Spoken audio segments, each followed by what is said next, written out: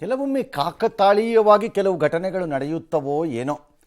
ಅಂದರೆ ಈಗ ನಡೀತಿರೋದಕ್ಕೂ ಅದಕ್ಕೂ ಸಂಬಂಧ ಇದೆ ಅಂತ ನಾನು ಹೇಳಲ್ಲ. ಥಗ್ಸ್ ಆಫ್ ಲೈಫ್ ಅಂತ ಫಿಲಮ್ ಬರೋಕ್ಕೂ ಕಾಕತಾಳೀಯವಾಗಿ ಏನೇನೋ ನಡೆಯೋಕ್ಕೂ ಏನಪ್ಪ ಕೆಲವು ಸರಿ ಎಲ್ಲ ಹೊಂದ್ಕೊಂಡ್ಬಿಡುತ್ತೆ ಗ್ರಹಗಳು. ಆಲ್ ರೈಟ್, ಅದನ್ನ ಆಮೇಲೆ ನೋಡೋಣ. ಫಸ್ಟ್ ಮಳೆಗೆ ಹೋಗೋಣ. ದಕ್ಷಿಣ ಕನ್ನಡ ಜಿಲ್ಲೆಯಲ್ಲಿ 3 ದಿನದಿಂದ 4 ದಿನದಿಂದ ಮಳೆ ಅಂತೂ ಎಲ್ಲರಿಗೂ ಗೊತ್ತಿದೆ. ಆದರೆ ಈಗ ಅದರ ವಿರಾಟ ಸ್ವರೂಪಗಳು ಕಾಣಿಸ್ತಾ ಇವೆ. ಬಿಕಾಸ್ ಆ ಭಾಗದಲ್ಲಿರುವ ಮನೆಗಳು ಮತ್ತು ಅಲ್ಲಿಯ ಭೂಭಾಗದ ಪರಿಸ್ಥಿತಿಯೇ ಹಾಗೆ ಕುಸಿದುಕೊಳ್ಳುವಂತಹ ಸ್ಥಿತಿಗತಿ. ಮನೆಗಳು ನಮ್ಮ ಥರ ಪ್ಲೇನ್ ಲ್ಯಾಂಡ್ಗಳಲ್ಲಿರಲ್ಲ, ಅಂದರೆ ವಿಶಾಲವಾದ ಮೈದಾನ ಪ್ರದೇಶಕ್ಕೆ ಬಂದಿರಲ್ಲ. ಅದು ಗುಡ್ಡಗಳ ರೀತಿ, ಸಣ್ಣ ರಸ್ತೆಗಳ ಒಳಗಡೆ ಇರುವ ರೀತಿ ಹೀಗಿರುತ್ತೆ. ಹಾಗಾಗಿ ಕುಸಿದುಕೊಳ್ಳೋಕ್ಕೆ ಸುಲಭ. ಅದೇ ಆಗ್ತಾ ಇದೆ ಅನಿಸುತ್ತೆ. ಹಲವಾರು ಘಟನೆಗಳು, ಪ್ರತ್ಯೇಕ ಘಟನೆಗಳಲ್ಲಿ 7 ಜನ ಬಲಿಯಾಗಿದ್ದಾರೆ. ಎಲ್ಲವೂ ಒಂದು ರೀತಿ ಕರುಣಾಜನಕವಾಗೇ ಇವೆ. ಒಂದೊಂದು ಕಥೆಗಳು ಆ ಸಾವಿಗೆ ಸಂಬಂಧಪಟ್ಟಂತೆ. ಉಳ್ಳಾಳದ ಮೊಂಟೆಪದವು ಕೋಡಿಯ ಕಾಂತಪ್ಪ ಪೂಜಾರಿ ಅನ್ನೋರ ಮನೆ ಮೇಲೆ ಗುಡ್ಡ ಕುಸಿದುಕೊಂಡ್ಬಿಟ್ಟಿದೆ. This is a problem. ಗುಡ್ಡದ ಕೆಳಕ್ಕೆ ಮನೆ ಕಟ್ಟಿರ್ತಾರೆ. ಸಾಮಾನ್ಯವಾಗಿ ಅದಕ್ಕೆ ಹೊಂದಿದಂತೆ ಅವರಿಗೆ ಜಮೀನು ಇರುತ್ತೆ. ಎಷ್ಟೋ 2 ಎಕರೆನೋ 1 ಎಕರೆನೋ 4 ಎಕರೆನೋ 6 ಎಕರೆನೋ ಎಂಥದ್ದೋ ಒಂದಿರುತ್ತೆ. ಬಹು ಸಹಜವಾಗಿ ಎಂದೂ ಯಾರೂ ಆ ಗುಡ್ಡ ಕುಸಿಯುತ್ತೆ ಅನ್ನೋ ಯೋಚನೆಯಲ್ಲಿ ಇರಲ್ಲ. ಈಗ ಮೊನ್ನೆ ಸ್ವಿಟ್ಜರ್ಲ್ಯಾಂಡಲ್ಲೋ ನೆದರ್ಲ್ಯಾಂಡ್ಸಲ್ಲೋ ಎಲ್ಲೋ ಒಂದು ಹಿಮಪಾತ ಆಗಿದೆ. ಮಣ್ಣನ್ನು ಎಳ್ಕೊಂಡು ಹಿಮ ಬಂದು ಕೆಳಗೆ ಬಂದಿದೆ. ಪುಣ್ಯಕ್ಕೆ ಅದು ಬರುತ್ತೆ, ಕುಸಿಬಹುದು ಅನ್ನೋ ಮುಂಜಾಗ್ರತೆ ಮೊದಲೇ ಮುನ್ಸೂಚನೆ ಸಿಕ್ಕಿಬಿಡ್ತು. ಬಚಾವಾದರೂ ಒಬ್ಬರನ್ನ ಬಿಟ್ಟು. ಇಡೀ ಗ್ರಾಮವನ್ನೇ ಅದು ಆವರಿಸ್ಕೊಂಡ್ಬಿಟ್ಟಿದೆ. ಕುಸಿತು ದೂರದಲ್ಲಿ ಕುಸಿದಿರುವ ಅದು ಹರಿದು ಬಂದ ರಭಸದಲ್ಲಿ ಸಾಗಿ ಬಂದು ಕಿಲೋಮೀಟರ್ ಗಟ್ಟಲೆ ಊರನ್ನೇ ಮುಳುಗಿಸ್ಬಿಟ್ಟಿದೆ 10 ಅಡಿ ಮಣ್ಣಲ್ಲಿ. ಅಂದರೆ ಎಲ್ಲರಿಗೂ ಅರ್ಥವಾಗ್ತಾ ಇಲ್ಲದೆ ಇರೋದು ಅಥವಾ ಅರ್ಥವಾಗಬೇಕಾಗಿರೋದು ಮಳೆ ಬರ್ತಿರೋದಲ್ಲ, ಮುಂಗಾರಿನಲ್ಲಿ ಮಳೆನೇ ಬರಬೇಕು. ಹೌದು. ನಾವು ಹಿಂದೆ ಇದ್ದ ಪತ್ರಿಕೆಯಲ್ಲಿ ಸಂಪಾದಕರು ಒಮ್ಮೆ ಬೈದಿದ್ರಂತೆ, ಮಳೆ ಬಂದಿದ್ದ ದಿನ ಮಾರನೇ ದಿನ ಪೇಪರಲ್ಲಿ ಯಾರೋ ಹಾಕಿಲ್ಲ ಅಂತ. ಇನ್ಯಾರೋ ಬಂದು ಅದನ್ನು ಸಮರ್ಥಿಸ್ಕೊಂಡ್ರಂತೆ, ಮಳೆಗಾಲದಲ್ಲಿ ಮಳೆ ಬರದೆ ಇನ್ನೇನು ಬಿಸಿಲಿರುತ್ತೆ ಅದನ್ನೇನು ಹಾಕೋದು ಅಂತ. ಹಾಗಾಗಿ ಮಳೆಗಾಲದಲ್ಲಿ ಮಳೆನೇ. ಆದರೆ ಈಗ ಬರುತ್ತಿರುವ ಮಳೆಯ ತೀವ್ರತೆ ಇದೆಯಲ್ಲ ಮತ್ತು ಅದರ ಪ್ರಕೃತಿ, ಅದರ ಆವೇಶ ಇದೆಯಲ್ಲ, ಅದು ಎಲ್ಲವನ್ನ ನಾಶ ಮಾಡುವ ಹಂತಕ್ಕೆ ತರ್ತಾ ಇದೆ. ಇದು ನಮ್ಮ ದೇಶ ಅಷ್ಟೇ ಅಲ್ಲ, ಬಟ್ ಈ ಭೂಕುಸಿತಗಳು ಎಲ್ಲವೂ ಹಿಂದೆನೂ ಭೂಕುಸಿತ ಇತ್ತು. ಈ ಪರಿಪ್ರಮಾಣದಲ್ಲಿ ಇರಲಿಲ್ಲ ನಮಗೆ ಏನೋ. ಸೊ ಈ ಮನೆ ಕುಸಿದಾಗ ಕಾಂತಪ್ಪ ಪೂಜಾರಿ ಅವ್ರ ಮನೆ ಮೇಲೆ ಪ್ರೇಮಾ ಪೂಜಾರಿ ಮತ್ತು ಅವ್ರ ಮೊಮ್ಮಕ್ಕಳಾದ ಆರುಷ್ ಮತ್ತು ಆರ್ಯನ್ ಸಾವನ್ನಪ್ಪಿದ್ದಾರೆ. ಬೆಳಗಿನ ಜಾವ 4:15 ಆಗೋಗಿದೆ. ಬಹು ಸಹಜವಾಗಿ ಕಿಟಕಿ ಎಲ್ಲ ಹಾಕಿ ಮಳೆ ಬರುತ್ತೆ ಅಂತ ಬಂದೋಬಸ್ತ್ ಮಾಡಿಬಿಟ್ಟು ಭದ್ರವಾಗಿ ಮಲ್ಕೊಂಬಿಟ್ಟಿರ್ತಾರೆ. ಕುಸ್ತೋಗಿದೆ, ಏನೂ ಗೊತ್ತಾಗಿರಲ್ಲ. ಸ್ವಲ್ಪ ಡೇ ಟೈಮಲ್ಲರಾಗಿದ್ದರೆ ತಾಯಿ ಆಚೆ ಇದ್ಲು, ಮಕ್ಕಳೆಲ್ಲ ಆಡ್ತಿದ್ರು, ಬಚಾವಾದ್ರು ಅಂತನಾರು ಇರ್ತಿತ್ತೇನೋ. ಆಯ್ತು, ಅವ್ರ ಸೀತಾರಾಮ ಪತಿ ಮಾತ್ರ ಅವ್ರೇನೋ ಓಡ್ ಬಂದ್ರಂತೆ ಆಚೆಗೆ. ಅದು ಹೆಂಗೆ ಗೊತ್ತಾಯ್ತೋ ಏನೋ. ಇನ್ನು ಮಿಕ್ಕಿದ್ದಂತೆ ತಂದೆ ಕಾಂತಪ್ಪ ಪೂಜಾರಿ, ತಾಯಿ ಪ್ರೇಮಾ ಪೂಜಾರಿ, ಪತ್ನಿ ಅಂದರೆ ಆ ಸೀತಾರಾಮ್ ಅವ್ರ ಪತ್ನಿ ಅಶ್ವಿನಿ ಮತ್ತು ಮಕ್ಕಳಾದ ಆರ್ಯನ್ ಮತ್ತು ಆರುಷ್ ಎಲ್ಲ ಮಣ್ಣಿನಡಿ ಸಿಗಾಕೊಂಡ್ಬಿಟ್ರು. ಸರಿ, ಕಾಂತಪ್ಪ ಅವ್ರನ್ನೇನೋ ಬಂದು ಇವರೆಲ್ಲ ರಕ್ಷಿಸ್ಬಿಟ್ರು. ಅವ್ರು ಹೆಂಗೋ ಮ್ಯಾನೇಜ್ ಮಾಡ್ಕೊಂಬಿಟ್ರು. ಆದರೆ ಉಳಿದವರು ತಗಲಾಕೊಂಡ್ಬಿಟ್ರು. ಅಂದರೆ ಆ ವಿಶೇಷದಲ್ಲಿ ಸಿಕ್ಕಾಕೊಂಡಿದ್ದಂಥ ಅಶ್ವಿನಿ, ಮಕ್ಕಳಾದ ಆರ್ಯನ್ ಆರುಷ್ ಎಲ್ಲರೂ ಹೋದರು. ಮತ್ತು ಅವ್ರ ಅತ್ತೆ ಏನೋ ಇರಬೇಕು, ತಾಯಿ ಪ್ರೇಮಾ ಪೂಜಾರಿ, ಅವರು ಕೂಡ ಹೋದರು. ಈ ಮಕ್ಕಳದ್ದು ಮಾತ್ರ ಭಾಳ ಹಿಂಸೆ ಆಗ್ತಿತ್ತು ಅದನ್ನು, ಇಡೀ ಆಪರೇಷನನ್ನು ನೋಡಲಿಕ್ಕೆ. 4:15 ಸಂದರ್ಭದಲ್ಲಿ ಆದರೂ 6 ಗಂಟೆಗೆಲ್ಲ NDRF SDRFನವರು ಕಾರ್ಯಾಚರಣೆಗೆ ಇಳಿದ್ರು. ಬಟ್ ಅಲ್ಲಿ ಆ ಮನೆ ಇದ್ದಿದ್ದ ಸ್ಥಳ ಹೇಗಿತ್ತು ಅಂದರೆ, ಅಲ್ಲಿಗೆ ಹಿಟಾಚಿ ಇದು JCB ಅಥವಾ ಪೊಕ್ಲೈನು ಅಥವಾ ಎಕ್ಸ್ಕವೇಟರ್ ತೊಗೊಂಡೋಗೋಂಗೂ ಇಲ್ಲ, ವಾಹನಗಳನ್ನು ಎತ್ಕೊಂಡು ಹೋಗೋಂಗೂ ಇಲ್ಲ, ಕ್ರೇನು ಮತ್ತೊಂದು ಪದಾರ್ಥ ಅಲ್ಲಿಗೆ ತಗಲ್ಸ್ಬೇಕು ಆಗ್ತಿಲ್ಲ. ಫಜೀತಿ ಪಟ್ಬಿಟ್ರು ಅವರು. ಕಿರಿದಾದಂತಹ ಜಾಗ. ಆದರೆ ಆ ಗೋಡೆ ಕುಸಿತಿದ್ರದ್ರ ಒಳಗಡೆಲೆ ಕಾಣಿಸ್ತಾ ಇದ್ಲು ತಾಯಿ ಆ ಕಡೆ ಭಾಗಕ್ಕೆ ಒಂದು ಮಗು ಇತ್ತು, ಆ ಮಗು ಹೋಗ್ಬಿಟ್ಟಿತ್ತು. ಈ ಕಡೆ ಭಾಗದಲ್ಲಿದ್ದಂತಹ ಮಗು ಬದುಕಿತ್ತು ಆಟ ಆಡಿಕೊಂಡು. ತಾಯಿನೂ ಎಚ್ಚರವಾಗಿದ್ಲು. ಹಾಗಾಗಿ ನಾವೆಲ್ಲ ಅಂದ್ಕೊಂಡ್ವಿ ಈ ತಾಯಿ ಮತ್ತು ಮಗು ಬದುಕತ್ತೇನೋ ಅಂತ ಭಾಳ ಹೊತ್ತು ಕಾಯ್ತಾ ಕೂತಿದ್ವಿ. ಮತ್ತು ಅತ್ಯಂತ ಸಂತೋಷ ಆಗೋ ಥರ ಸುಮಾರು 10 ಗಂಟೆ ಕಾರ್ಯಾಚರಣೆ ನಂತರ ಮಗುನ ತೆಗೆದ್ರು ಹೊರಕ್ಕೆ ಮತ್ತು ಅದು ಬದುಕಿತ್ತು. ತುಂಬ ಖುಷಿಯಾಯಿತು. ನನಗಂತೂ ಸಖತ್ ಖುಷಿ ಆಗೋಯ್ತು ಅದು ನೋಡ್ಬಿಟ್ಟು. ಅದು ಆಸ್ಪತ್ರೆಗೆ ಕರ್ಕೊಂಡು ಹೋಗ್ತಿದ್ದಾರಂತೆ, ಬಚಾವಾಗೋಯ್ತು ಈ ಮಗು ಅಂದ್ಕೊಂಡೆ ನಾನು. ಬಟ್ ಕೆಲವೇ ಹೊತ್ತಲ್ಲಿ ತಾಯಿಯನ್ನು ಕೂಡ ಆಚೆನೋ ತಂದರು, ತಾಯಿ ಸೇಫ್ ಆಗಿದ್ದಾಳೆ. ಆದರೆ ಆ ಮಗುನ ಮಾತ್ರ ಮೋಸ್ಟ್ಲಿ ಆ ಮಗುಗೆ ಆ ಪ್ರೆಷರನ್ನು, ಅಷ್ಟು ದೀರ್ಘಕಾಲದ ಪ್ರೆಷರ್ನ ಅದಕ್ಕೆ ತಡೆಯೋಕ್ಕಾಗಿಲ್ಲ ಅನಿಸುತ್ತೆ. ಗೋಡೆ ಪ್ರೆಷರು ಅಥವಾ ಅದರಿಂದ ತಾಯಿ ಮೇಲೆ ಬಿದ್ದು ತಾಯಿ ದೇಹದ ಪ್ರೆಷರ್ ಏನೋ ಒಂದು ಇರಬೇಕು, ಏನೋ ಆಗಿದೆ ಅದಕ್ಕೆ ಆಗಲಿಲ್ಲ. ದಾರಿ ಮಧ್ಯೆ ಆ ಮಗುನೂ ಪ್ರಾಣ ಕಳ್ಕೋತು. ಅಂದರೆ ತಾಯಿ ಉಳ್ಕೊಂಡ್ಲು, ಎರಡೂ ಮಗು ಹೋಯಿತು. ಈಗ ಆಕೆಗೆ ಹೇಳಿಲ್ವಂತೆ ಇನ್ನೂ ಮಗುಗೆ ನಿನ್ನ ಮಕ್ಕಳಿಲ್ಲಮ್ಮ ಅನ್ನೋದನ್ನು. ಇದು ಒಂದು ಸಾವಾಗಿದ್ದ ರೀತಿ 4 ಜನದ್ದದು, 7ರಲ್ಲಿ. ಎಸ್, ಸೌಹಾರ್ದಕ್ಕೆ ಬೇಕಾಗಿ ಈ ಥರ ಮಾಡಿದ್ದಾರೆ, ನಿಜವಾಗಿಯೂ ಅಲ್ಲ. ಇಲ್ಲಿ ಎಲ್ಲೂ ಬಂದು ಸೇರಿದವರು ಅವರ ಸ್ವಂತ ಮಕ್ಕಳಾಗಿ, ಅವರ ತಮ್ಮಂದಿರಾಗಿ ಬಂದು ಬೆಳಗಿನ ಜಾವ 4 ಗಂಟೆಗೆ ಇಲ್ಲಿ ವಿಷಯ ಗೊತ್ತಾಯಿತು. ತಕ್ಷಣವೇ ಆ ಮಸೀದಿಗೆ ಹೋಗದೆ ನೇರವಾಗಿ ಇಲ್ಲಿ ಬಂದು ಇವರು ಸೇರಿಸಿ ಆವಾಗಲೇ ಪ್ರಯತ್ನಪಟ್ಟು ಅನ್ಯೋನ್ಯತೆಯಿಂದ ಇಲ್ಲಿ ಒಬ್ಬರಿಗೆ ಸಹಾಯ ಮಾಡುತ್ತಾ ಯಾರು ಹಿಂದೆ ಬಿತ್ತಿದ್ದಾರೆ ಅವರನ್ನು ಮುಂದೆ ತೆಗೆದುಕೊಂಡು ಬಂದಂಥ ಒಂದು ಈ ಏರಿಯಾ, ಈ ಪರಿಸರ ಮೊದಲಿಂದಲೇ.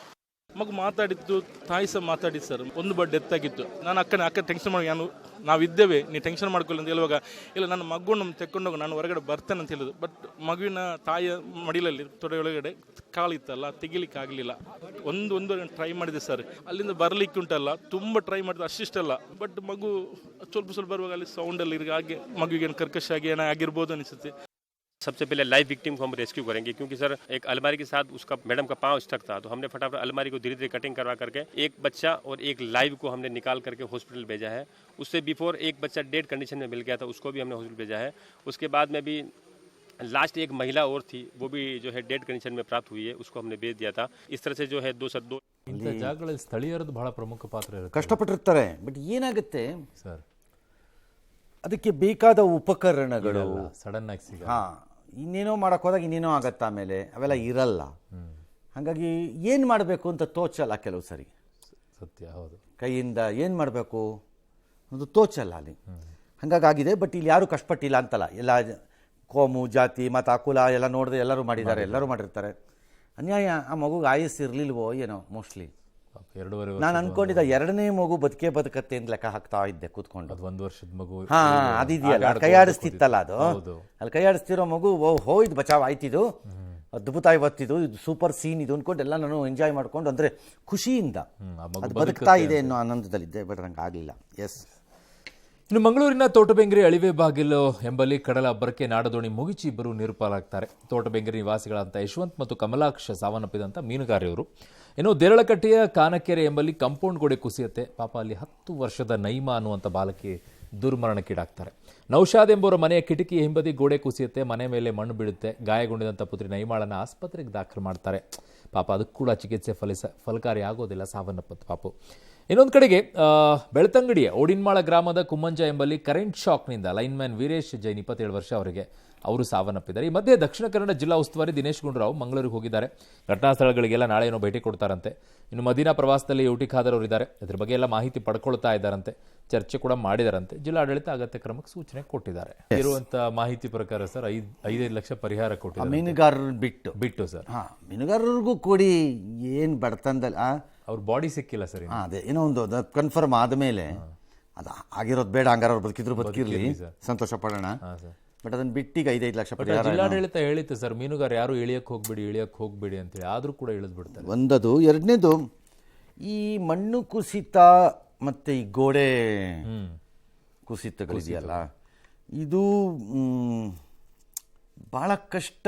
ಯಾರೂ ಬ್ಲೇಮ್ ಮಾಡೋಂಗಿಲ್ಲ ಇದರಲ್ಲಿ. ಬಟ್ ಮಣ್ಣು ಸಡಿಲ ಆಗ್ತಾ ಇರೋದಕ್ಕೆ ಕಾರಣ ಮರಗಳನ್ನು ಕಡಿತಾ ಇರೋದು. ಅದು ಹಾಗಿಲ್ಲ, ಎಂತ ಏನು ನೀವು ಎಲ್ಲವನ್ನೂ ಮರಗಳನ್ನು ಕಡಿತಾ ಇದ್ದೀರಿ. ಈಗ ಅವ್ರ ಮನೆ ಹಿಂಭಾಗದಲ್ಲಿ ಮರ ಎಲ್ಲ ಕಡಿದು ಬಿಟ್ರಾ, ಯಾರು ಹೋಗ್ಬಿಟ್ಟಂಗಾರೆ? ಅಲ್ಲ, ಕಾಮಗಾರಿಗಳನ್ನು ಮಾಡ್ಕೋಬೇಕಾದ್ರೆ ಇದೆಲ್ಲ ಕಾಮಗಾರಿ ಎಲ್ಲಿದೆ? ಸಡಿಲ ಆಗಿಟ್ರೆ ಇದೆಲ್ಲ ಎಲ್ಲಿದೆ ಕಾಮಗಾರಿ? ಯಾವತ್ತಾಗಿರತ್ರಿ ರೀ, ನೀವೇನ್ರಿ ಒಳ್ಳೆ ಹಿಂಗ್ ಮಾತಾಡ್ತೀರಿ? ಯಾವ ಕಾಲದಲ್ಲಿ ಆಗಿರುತ್ತೆ ಇವೆಲ್ಲ? ಮಣ್ಣೆಲ್ಲ ವಾಪಸ್ ರೀಸೆಟ್ಲ್ ಆಗೋಗಿರಲ್ವಾ? 60 ಮಳೆ 1000 ಮಳೆ ಬಂದುಬಿಟ್ಟು ಹಂಗೆಲ್ಲ ಹೇಳಕ್ಕಾಗಲ್ಲ. ದಿ ಪ್ರೆಷರು ಮಣ್ಣಿಂದು ಯಾವ ಕಡೆಯಿಂದ ಯಾವ್ಯಾವಾಗ ಜಿಯೋಲಾಜಿಕಲಿ ಶಿಫ್ಟ್ ಆಗ್ತಿದೆಯೋ, ಇಲ್ಲಿ ಮಣ್ಣಿಗೆ ಏನೂ ಆಗದೆ ಇದ್ರು ಮೇಲೆಲ್ಲೋ ಮಣ್ಣಿನ ಪ್ರೆಷರ್ಗೆ ಬಿದ್ದು ಆ ಪ್ರೆಷರ್ ಹೊಡೆದು ಕೆಳಕ್ಕೆ ಬರುತ್ತೋ, ವಿ ಡೋಂಟ್ ನೋ. ಇದನ್ನು ಅಷ್ಟೇ ಈಸಿ ಅಲ್ಲ ಇದನ್ನು ಕಂಡು ಹಿಡ್ಕೊಳ್ಳೋದು. ತುಂಬ ಚಾಕಚಕ್ಯತೆ, ಗಮನಿಸುವ ಇದು ಎಲ್ಲ ಇದ್ದಾಗ ಯಾಕೋ ಮಣ್ಣು ಲೂಸ್ ಆಗ್ತಾ ಇರೋಂಗಿದೆ, ಡೇಂಜರ್ ಇದ್ದಂಗಿದೆ ಇದು ಅಂತನೋ, ಅಥವಾ ಗೋಡೆ ಒಂದು ಭಾಗ ಸಣ್ಣದಾಗಿ ಬೀಳುತ್ತು ಅಂದಾಗ ಇದು ಉಳಿದಿದ್ದು ಬೀಳತ್ತಿದ್ದು ಗ್ಯಾರಂಟಿ ಅಂತಾನೋ, ಅವಾಗ ಅಲರ್ಟ್ ಆಗಿದೆ. ಆ ಥರ. ಅಥವಾ ಗೋಡೆಲೆಲ್ಲ ಬಿರುಕು ಬಂದಿದೆ, ಯಾಕೋ ಈ ಮಳೆಗಾಲದಲ್ಲಿ ಡೇಂಜರಸ್ ಇದೆ, ಇದು ಹಿಂದ್ಗಡೆ ಅಂತ ತಳ್ತಾ ಇರಬೇಕು ಅಂತಾನೋ, ಈ ಥರ ಯಾರು ತುಂಬ ರೇರ್ಲಿ ಗಮನಿಸ್ತಾರೋ ಏನೋ. ಯಾರು ಗಮನಿಸಕ್ಕೆ ಹೋಗ್ತಾರೆ ಇದನ್ನೆಲ್ಲ? ಮತ್ತೆ ಆ ಜಾಗದ ಜನ ಇಂಥ 100 ಮಳೆ 1000 ಗಾಳಿ ನೋಡ್ಬಿಟ್ಟಿರ್ತಾರೆ ಅವರು. ಹೌದು. ಅವ್ರು ಏನಕ್ಕೆ ಹೆದರ್ಕೋತಾರೆ? ಎಸ್, ಅವ್ರಿಗೇನಕ್ಕೆ ಹೆದರ್ಕೋತಾರೆ ಅವ್ರುಗಳು? ಹಾಗಾಗಿ ಎಷ್ಟೋ ಸರಿ ಈ ಹಾನಿ ಹಿಂಗಾಗತ್ತೆ. ರಾಜ್ಯದಲ್ಲಿ ಮಳೆ ಆರ್ಭಟ ಜೋರಾಗೇ ಇದೆ. ಉಡುಪಿನಲ್ಲಿ ರೆಡ್ ಅಲರ್ಟನ್ನು ಹಾಕಿದ್ದಾರೆ. ಅಲ್ಲಿ ಶಾಲಾ ಕಾಲೇಜುಗಳಿಗೆ, ದಕ್ಷಿಣ ಕನ್ನಡ ಜಿಲ್ಲೆಯ ಎಲ್ಲ ಶಾಲಾ ಕಾಲೇಜುಗಳಿಗೆ ರಜೆಯನ್ನು ಅಂಗನವಾಡಿಯಿಂದ ಪ್ರೌಢಶಾಲೆವರೆಗೂ ಎಲ್ಲ ಕೊಟ್ಟಿದ್ದಾರಂತೆ. ನನಗಿದು ಅಂಡರ್ಸ್ಟ್ಯಾಂಡ್ ಆಗಲ್ಲ, ಅಂಗನವಾಡಿಯಿಂದ ಪ್ರೌಢಶಾಲೆವರೆಗೆ ಕೊಡ್ತೀವಿ ಅನ್ನೋದು. ಇದೆಲ್ಲ ಅವಾಗಲೂ ಹಿಂದೆನೂ ಹೇಳಿದ್ದೆ, ನಾನು ಈಗಲೂ ಅದನ್ನು ಮತ್ತೆ ಹೇಳ್ತೀನಿ. ಅಫ್ಕೋರ್ಸ್ ಒಂದು ಮೇಲ್ನೋಟಕ್ಕೆ ಇರೋ ತೀರ್ಮಾನ ಅದರಲ್ಲಿ ಏನು ಅಂದರೆ ಮಕ್ಕಳು ಅಂತ. ಹೌದು ಅಲ್ವಾ? ಸಣ್ಣ ಮಕ್ಕಳು ಏನು ಹಂಗೇನು ಅನ್ಬೇಡಿ. PUCಗೆ ಹೋಗೋ ಮಗು ಸೈಕಲ್ ಹಿಡ್ಕೊಂಡು ಹೋದಾಗ ಹಳ್ಳದೊಳಗೆ ಬಿದ್ದರೆ ಏನು ಮಾಡ್ತೀರಿ? ಎಲ್ಲರಿಗೂ ಕೊಟ್ಬಿಡಿ. ನನ್ನ ಪ್ರಕಾರ ಏನು ದೇಶ ಬಿದ್ದೋಗಲ್ಲ ಅಂತ ನಿಮ್ಮದು. ಮಳೆ ನಿಲ್ಲೋರ್ಗು ಒಂದು 3 ದಿನ ಕೊಟ್ಬಿಡಿ. ಬಿಸಿಲು ಬಂದಾಗ ಶನಿವಾರ ಭಾನುವಾರ ಸೇರಿಸ್ಬಿಟ್ಟು ಕ್ಲಾಸ್ ಮಾಡಿಸ್ಬಿಡಿ. ಮಾಡ್ಬೋದು. ಯಾಕೆ ನನಗೆ ಇದು ಅಂಡರ್ಸ್ಟ್ಯಾಂಡ್ ಆಗಲ್ಲ. ಡಿಗ್ರಿಗೂ ಕೊಡಿ ಅಂತ ನಾನು ಹೇಳೋದು. ಹೆಣ್ಣು ಮಕ್ಕಳು ಹೆಂಗೆ ಹೋಗುತ್ತವೆ ಪಾಪ? ಆ ಭಾಗದಲ್ಲೆಲ್ಲ ಹೆಣ್ಣು ಮಕ್ಕಳು ವಿಪರೀತ ಕಾಲೇಜುಗಳಿಗೆ ಹೋಗುತ್ತವೆ. ಹೌದು, ಅವು ಹೆಂಗೆ ಹೋಗ್ಬೇಕು ಅವು ಪಾಪ? ಯಾಕೆ ಈ ಕಂಜೂಸ್ತನ ಮಾಡ್ತೀರಿ ಆ ಎಜುಕೇಷನ್ ಡಿಪಾರ್ಟ್ಮೆಂಟ್ನವರು? ಯಾರ್ರೀ ಕಂತ್ರಿಗಳು? ಕೊಟ್ಬಿಡ್ರಿ, ಆಮೇಲೆ ನೀವು ಅದನ್ನ ಬಿಡಬೇಡಿ, ಕ್ಲಾಸ್ ತಗೊಳ್ಳಿ. ಅಕ್ಟೋಬರ್ ಅಲ್ಲೆಲ್ಲ ರಜೆ ಕೊಡೋ, ಯಾವಾಗಲೂ ಬಿಸಿಲು ಬಂದಾಗ ಶನಿವಾರ ಭಾನುವಾರ ಸೇರಿಸಿ ಕ್ಲಾಸ್ ಮಾಡ್ರಿ. ರಜೆಗಳನ್ನು ಕೊಡೋಕೆ ಬದಲು ಕ್ಲಾಸ್ ಮಾಡಿಸ್ಕೊಡಿ. ಅಲ್ಲ, ರಜೆಗಳನ್ನು ಕೊಡ್ರಪ್ಪ, ಶನಿವಾರ ಭಾನುವಾರ ಸೇರಿಸ್ರಪ್ಪ, ಕ್ಲಾಸ್ ತಗೊಳ್ಳಿ. ಏನ್ರಪ್ಪ ಇದು? ಅದೇನೋ ಮಗ ಅಲ್ಲಿಯವರೆಗೆ ಇಲ್ಲಿಯವರೆಗೆ ಅನ್ಕೊಂಡು, ಏನಾದರೂ ಅಲ್ಲಿಂದ ದಾಟಿದ್ದ ಮಗು ಯಾವುದಾದ್ರು ಪ್ರಕೃತಿ ಹಾನಿಗೆ ಸಿಕ್ಕಾಕೊಂಡು ಏನಾದ್ರು ಹೆಚ್ಚು ಕಡಿಮೆ ಆಗಬೇಕು, ಈ ರಜೆ ಡಿಕ್ಲೇರ್ ಮಾಡೋರು ಎಳ್ಕೊಂಬಂದು ಸರ್ಕಲಲ್ಲಿ ನಿಲ್ಸಿ ಕಲ್ಲು ಹೊಡಿಬೇಕು. ಅವಾಗ ಹೇಳ್ತೀನಿ, ಏನಾರು ಹಂಗೆ ಆದರೆ ಅವರೇ ಹೊಣೆ ಹೊತ್ಕೊಳ್ಳೋದು. ಸೊ ಏನೋ ಕಾರ್ಕಳ ಹೆಬ್ರಿನಲ್ಲಿ ದಾಖಲೆ ಮಳೆ. ಸ್ವರ್ಣ ನದಿ ತುಂಬಿ ಹರಿತಾ ಇದೆ. ಅಫ್ಕೋರ್ಸ್ ಚಿಕ್ಕ ನದಿ ತುಂಬ ದೊಡ್ಡದು ಅದು ಅಂತಲ್ಲ, ಬೇಗ ತುಂಬತ್ತೆ, ಬೇಗ ಹರಿಯುತ್ತೆ, ಅದು ನಿಜ. ಆಗುಂಬೆ ಘಾಟ್ನ 6ನೇ ತಿರುವಿನಲ್ಲಿ ಕಾರೊಂದು ಉರುಳು ಬಿದ್ದೋಗಿದೆ. ಕಾರ್ನಲ್ಲಿದ್ದ ತಾಯಿ ಮಗುವನ್ನೆಲ್ಲ ರಕ್ಷಿಸಿದ್ದಾರೆ, ಡ್ರೈವರು ಸೇಫ್ ಆಗಿದ್ದಾರೆ, ಪುಣ್ಯ. ನಾನು ಇದನ್ನೇ ಹೇಳೋದು, ಹೋಗಬೇಡಿ ಈ ಸಂದರ್ಭ. ಅನಿವಾರ್ಯ ಆದರೆ ಹೋಗಿ, ಏನೂ ಮಾಡೋಕ್ಕಾಗಲ್ಲ, ಬೇರೆ ದಾರಿ ಇಲ್ಲ, ಬೇರೆ ಪ್ರಯಾಣ ಮಾಡೋಕ್ಕೆ ಹೋಗಬೇಡಿ. ಯಾಕಂದರೆ ಎಷ್ಟೋ ಸರಿ ಈ ರೀತಿ ಮಳೆ ಬಂದಿರೋ ರಸ್ತೆಗಳಲ್ಲಿ ಓಡಿಸೋಂತಹ ಪ್ರಾವೀಣ್ಯತೆ ನಿಮಗಿರಲ್ಲ. ನೀವು ಅಂದ್ಕೊಂಡಿರ್ತೀರಿ ನಾನು ಅದ್ಭುತವಾದಂಥ ಡ್ರೈವರ್, ಆವತ್ತು ಹಿಂಗೆ ಅಡ್ಡ ಹಿಂಗೆ ಅಂದೇ ಒಂದು ಕಟ್ಟು ನೋಡೋ ಹೆಂಗೋದೆ ಗೊತ್ತಾ ಅಂತ ನೀವು ಅಂದ್ಕೊಂಡಿರ್ಬೋದಷ್ಟೇ. ಮಳೆ ಹಂಗಲ್ಲ, ಅದು ಏನೋ ನಿಮಗೆ ಬಿಟ್ಟಿದ್ದು ನಿಮ್ಮ ಇಷ್ಟ. ಹಳೆ ಮೈಸೂರು ಭಾಗದಲ್ಲಿ KRS ಒಂದು 100 ಅಡಿ ನೀರು ಬಂದಿದೆ ಈಗ. ಕಾವೇರಿ ಜಲಾನಯನ ಪ್ರದೇಶದಲ್ಲಿ, ಪರ್ಟಿಕ್ಯುಲರ್ಲಿ ಹಾಸನ, ಚಿಕ್ಕಮಗಳೂರು ಮತ್ತು ಹಿಂದೆ ಕೊಡಗಿನಲ್ಲಿ ವಿಪರೀತ ಮಳೆ ಆಗ್ತಿರೋದೇ ಇದಕ್ಕೆ ಕಾರಣ, ಅನುಮಾನ ಇಲ್ಲ. ಮೇ ತಿಂಗಳಲ್ಲಿ ಇದು 100 ಅಡಿ ಭರ್ತಿಯಾಗಿರೋದು ರೇರ್, ಹಾಗೇ ಇಲ್ಲ ಅಂತ ನಾನು ಹೇಳಲ್ಲ, ತುಂಬ ರೇರ್. ಭಾರಿ ಪ್ರಮಾಣದ ಒಳಕ್ಕೆ ನೀರಿದೆ. ಹಾಗಾಗಿ ಮುಂದಿನ ತಿಂಗಳು, ಅಂದರೆ ಈ ತಿಂಗಳು ಆಗೋಯ್ತಲ್ಲ, ಇನ್ನು ಇವತ್ತು 30 ಕಳೆದೇ ಹೋಯ್ತು, ನಾಳೆ ಇನ್ನೊಂದು ದಿನ ಇದೆ ಅಷ್ಟೇ, ಇನ್ನು ಬಿಟ್ಬಿಡಿ, ಈ ತಿಂಗಳ ಕತೆ ಮುಗಿದೋಯ್ತು ಅದ್ರ ಕತೆ.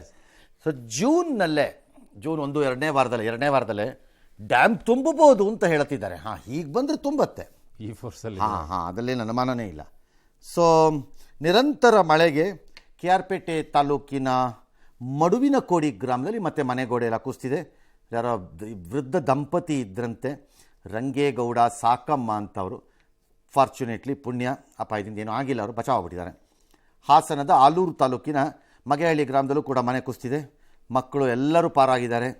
ಶಿರಾಡಿ ಘಾಟ್ ರಸ್ತೆ ಬಳಿ ತಿರುವಿನಲ್ಲಿ ರಸ್ತೆ ಕಾಣಿಸಿಲ್ವಂತೆ, ಬಸ್ಸು ಕಂಟೈನರ್ದೊಂದು ಲಾರಿ ಮಧ್ಯೆ ಒಂದು ಆಕ್ಸಿಡೆಂಟ್ ಆಗೋಗಿದೆ. ಸರಿ, ಚತುಷ್ಪಥ ಸಿಮೆಂಟ್ ಕಾಮಗಾರಿ ರಸ್ತೆ ಏನೋ ಅಲ್ಲಿ ನಡೀತಾ ಇದೆಯಂತೆ, ಕಾಮಗಾರಿ ಅದು. ಅಲ್ಲಲ್ಲಿ ಭೂಕುಸಿತ. ಮುಖ್ಯಮಂತ್ರಿಗಳು DC-ಗಳ ಜೊತೆ ಎಲ್ಲ ವಿಡಿಯೋ ಕಾನ್ಫರೆನ್ಸ್ ಮಾಡಿ ಕೇರ್ಫುಲ್ ಆಗಿರಪ್ಪ ಮಾಡ್ರಪ್ಪ ಅಂತೆಲ್ಲ ಹೇಳಿದ್ದಾರೆ. DC-ಗಳಿಗೆ ಹೇಳ್ತೀರಿ ಸಾರ್, ಜಗಳಾಡಿ ಗಲಾಟೆ ಮಾಡಿ ಡಿಸ್ಟ್ರಿಕ್ಟ್ ಮಿನಿಸ್ಟರ್ ಆದವ್ರಿಗೆ ಏನು ಹೇಳ್ತೀರಿ ಸರ್? ಎಲ್ಲಿದ್ದಾರೆ ಉಸ್ತುವಾರಿಗಳು ಅಂತ ಅವ್ರಿಗೆ ಹೇಳಿ ಸರ್. DC-ಗಳವ್ರ ಕೆಲಸ ಮಾಡೇ DC-ಗಳಿಗೆ ಹೇಳಬೇಕು, ಹೇಳ್ತೀರಿ, ಹೇಳಿಸ್ಕೋತಾರೆ, ಮಾಡ್ತಾರೆ. ಹೌದು. ಎಸ್. ಬಟ್ ಈ ಕಾಮಗಾರಿಗಳನ್ನು ಪೂರ್ಣಗೊಳಿಸ್ತಾ ಇಲ್ಲ ಸರ್. ಇದು ಶಿರಾಡಿ ಘಾಟದಂತೂ ವಿಪರೀತವಾಗಿ ಹಂಗೆ ಇದೆ. ಈಸಿ ಟು ಟಾಕ್ ಕಂಡ್ರಿ ಎಲ್ಲನೂ. ಎಸ್, ಕೆಲವು ಕಾಮಗಾರಿಗಳನ್ನು ಒಂದು ಋತುಮಾನ ಇದೆ ಸೈಕಲಲ್ಲಿ ಒಂದು ಇದರಿಂದ ಇನ್ನೊಂದರೊಳಗೆ ಮುಗಿಸೋಕ್ಕಾಗಲ್ರಪ್ಪ. ಎಸ್, ಮುಗ್ಸಕ್ಕಾಗ they all take a minimum period of 4 years 5 years 3 years ಪ್ರಾಜೆಕ್ಟ್ಗಳಿವೆಲ್ಲ. ಮತ್ತು ಈ ಸಂದರ್ಭದಲ್ಲಿ ಕೆಲವು ಕಡೆ ಪ್ರೊಟೆಕ್ಷನ್ ಮಾಡ್ಕೋಬೇಕು, ಕೆಲವು ಕಡೆ ಎಲ್ಲ ಕಡೆಯೂ ಪ್ರೊಟೆಕ್ಷನ್ ಮಾಡ್ಕೊಂಡು ರಸ್ತೆ ಮಾಡೋದು ಇದೆಲ್ಲ ಆಗಲ್ರಪ್ಪ. ಅಗೈನ್ ಫೇಸ್ ಎಲ್ಲ ಮಾಡಲಿಲ್ಲ. ಕಾಸ್ಟ್ ಎಫೆಕ್ಟಿವ್ನೆಸ್ಸು, ಪ್ರಾಜೆಕ್ಟ್ ಕಾಸ್ಟ್ಸು ಇದೆಲ್ಲ ಬಂದುಬಿಡುತ್ತೆ. ಆಮೇಲೆ ಎಲ್ಲ ತುಂಬ ಡೇಂಜರಸ್ಲಿ ಕೆಟ್ಟ ಝೋನಲ್ಲಿ ಇದ್ದೀವಿ ಅನ್ನೋ ಜಾಗದಲ್ಲಿ ಮಾಡ್ಕೊಳ್ಳೋದು ಗಿಡ್ಕೊಳ್ಳೋದು ಎಲ್ಲ ಒಪ್ಕೋತೀನಿ ನಾನು. ಮತ್ತು ಇಂಥ ಭಾಗದಲ್ಲಿ ಗುಡ್ಡಾನ ಕಡೀತಾರೆ. ಹೌದು, ಕಡ್ದಾಗ ಗುಡ್ಡಾನ 10 ಅಡಿಗೋಸ್ಕರ ಗುಡ್ಡ ಕಡ್ಕೊಂಡಿರ್ತಾರೆ.